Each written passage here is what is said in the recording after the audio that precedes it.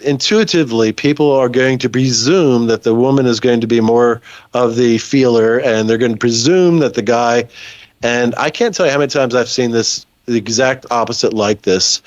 And feelings are not gender specific. I'm sorry. Feelings are, if you're a passionate sort of person, it doesn't matter your gender. And if you're an objective thinker, it doesn't matter your gender.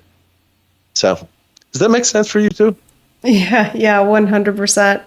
I'll be up all night processing all of this.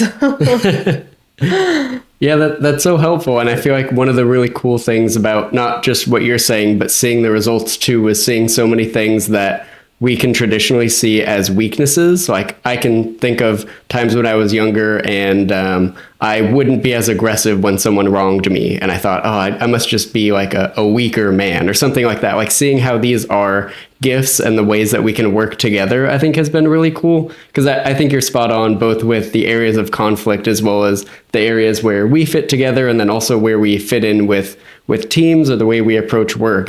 This is so cool for me to hear all of this.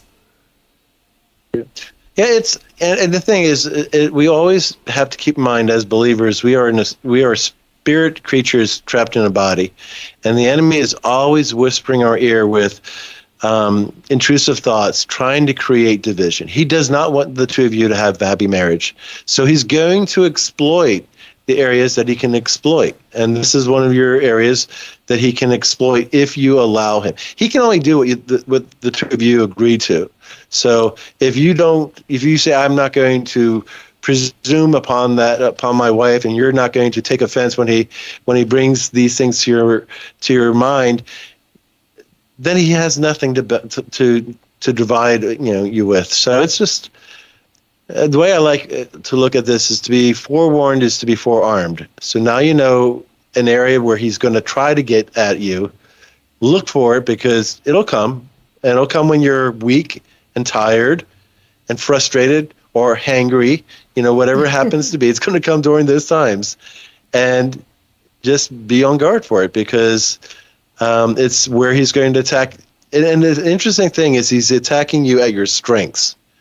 See, he's attacking Matt based upon his strength of being a high feeler, and he's going to attack you at your strength of being a high thinker. And so then it just gets weird after that if you allow him in to start doing your thinking for you. Surgeons have a well-earned reputation for being very poor at bedside manner. They'll say things in a very kind of crass or uncaring or insensitive sort of way. And nurses are constantly going around trying to undo the messes that they've created. And so this is the analogy that I use. If my wife is on an operating table and that surgeon inadvertently nicks a valve and puts her life into danger, I really don't want him getting all emotional and, not able to get the job done. What I really want him to do is, that's inconvenient, deals with it and moves on with the surgery. So there are certain types of jobs. There's police jobs where they have to go in and, what is the objective? There are certain people in the military that have got to have that kind of objective, which is, my friend just got shot, but I can't allow that to lose my focus because I will put myself and the rest of my team in jeopardy.